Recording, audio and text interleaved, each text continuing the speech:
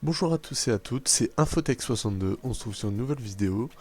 Je vais vous présenter comment installer VirtualBox et configurer une machine virtuelle tout en bien configurant.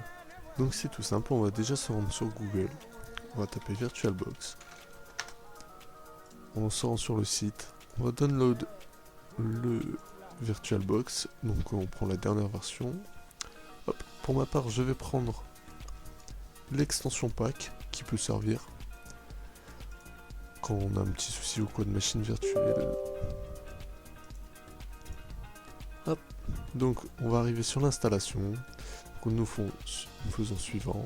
Donc là vous mettez VirtualBox où vous le souhaitez dans votre disque dur. Pour ma part ce sera sur celui-là. On fait suivant. Là on va cliquer sur oui. Du coup là oui aussi. Et on fait installer. Donc là VirtualBox il vient de finir de s'installer. Donc on va pouvoir le lancer. Il va se lancer tout seul. Donc là on va... Pour ma part, je vais mettre l'extension. Donc l'extension elle s'est bien installée. Sinon, on fera installation, installe plutôt, et on sélectionnera l'extension pack de VirtualBox. Et du coup, vous aurez un petit bouton installer. Pour ma part, c'est réinstaller parce que du coup, il était déjà installé. Vous faites accepter et voilà. Donc là, on va passer à la version comment créer une machine virtuelle. Donc c'est pas très dur. On va appuyer ici sur nouvelle.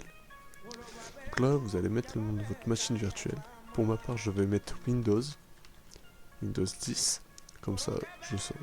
Là, vous allez mettre votre fichier où vous voulez stocker votre machine virtuelle. Pour moi, je vais la mettre sur mon bureau, au moins on aura la facilité de la retrouver. Hop.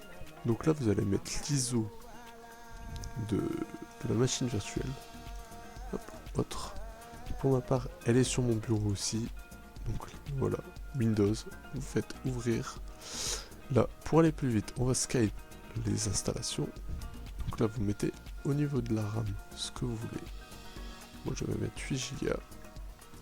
Là, le CPU, par préférence, vous laissez 1. Si vous avez une plus grosse machine, vous pouvez monter au nombre de CPU que vous souhaitez.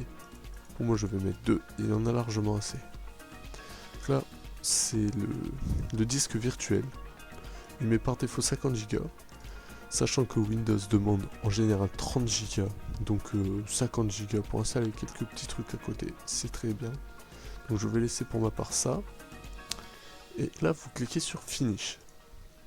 Donc là vous voyez que votre machine virtuelle s'est bien créée, qu'on a bien 8 Go de RAM avec 2 processeurs, 2 cœurs du coup. Là au niveau de l'affichage on touche pas. Au niveau du stockage on voit bien qu'on a notre ISO ici. Là, ça va être notre machine virtuelle. Et là, l'ISO de Windows.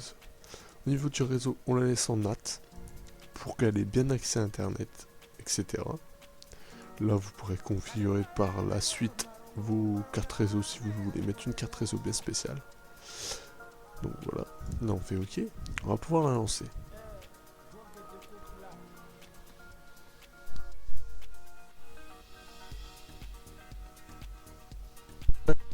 Elle se lance. Hop. Donc ce sera comme une install classique de Windows. Là, on fait bien suivant. Installer maintenant. Donc là, on fait je n'ai pas de clé de produit. Là, vous mettez la version du coup de Windows que vous le souhaitez. Pour ma part, je vais mettre professionnel. Là, on accepte bien les termes.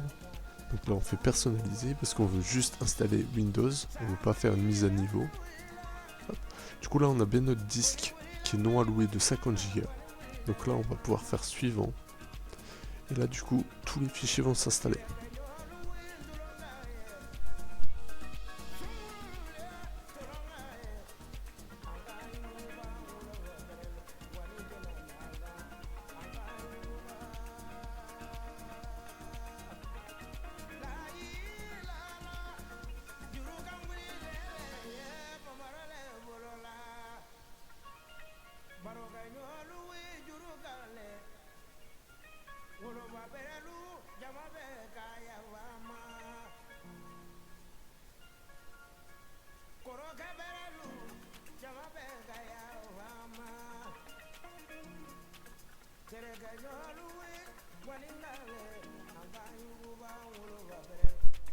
Alors le temps de l'installation prendra le temps qu'il faudra, ça dépendra de la machine principale, la puissance de la machine.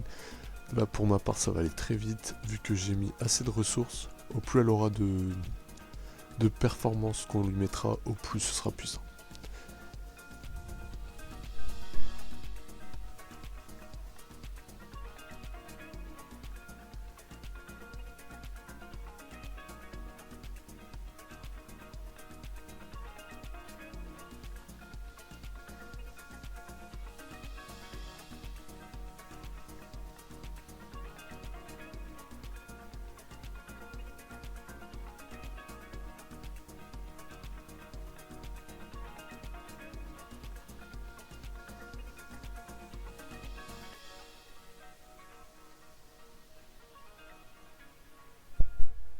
Que la préparation des fichiers pour l'installation a été finie, l'installation, donc là on va pouvoir faire redémarrer maintenant. Du coup la machine virtuelle va redémarrer. Donc là on n'a juste rien à faire. Hop. Et Windows se démarre tout seul. Donc il va préparer les périphériques, etc. Il va tout installer tout seul. Du coup on partira comme sur une installation de Windows 10 toute prête, fait en main, qu'on peut installer sur une machine propre.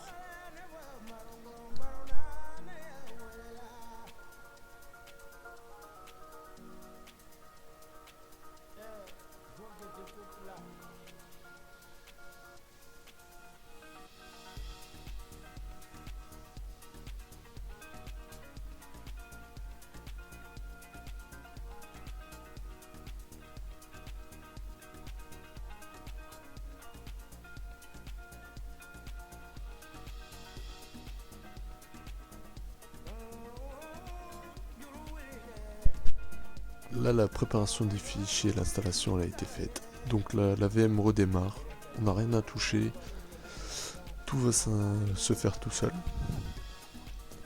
Donc là, nous allons du coup passer à la configuration de Windows.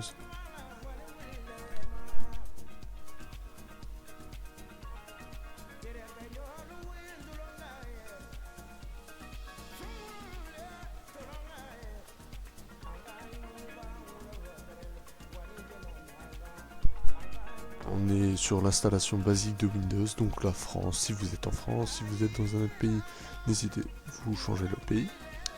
Donc pour ma part, je suis en France. Du coup, la disposition du clavier, je l'avais en français. Là, du coup, on fait ignorer. Donc là, il va nous mettre, il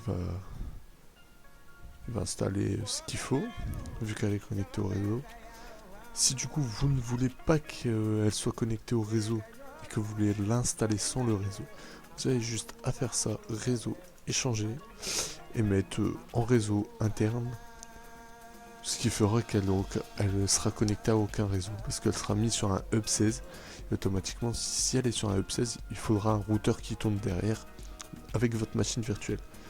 Donc sans le routeur qui est connecté au hub 16, rien ne fonctionnera, il n'y aura pas de réseau sur la machine. Donc là, configurer pour une utilisation personnelle. Donc pour ma part, je vais faire un compteur connexion. Donc voilà, on peut toujours Skype pour tout installer via le réseau. Donc pour ma part, je vais mettre admin, sans mot de passe, on s'en fiche un petit peu. Donc là, on fait pas maintenant. Non. Du coup, pour ma part, moi je mets non partout, envoyer les données. Je fais tout ça. Tout leur truc, ça ne me sert vraiment pas à grand chose. Là, on fait ignorer. Du coup, parce que c'est une machine virtuelle, on n'aura pas besoin de faire du gaming ou je ne sais quoi avec. Ce sera plutôt pour des trucs de test. Donc là, voilà, Windows prépare le système et dans quelques secondes, on sera connecté à la machine virtuelle. Enfin, au Windows plutôt.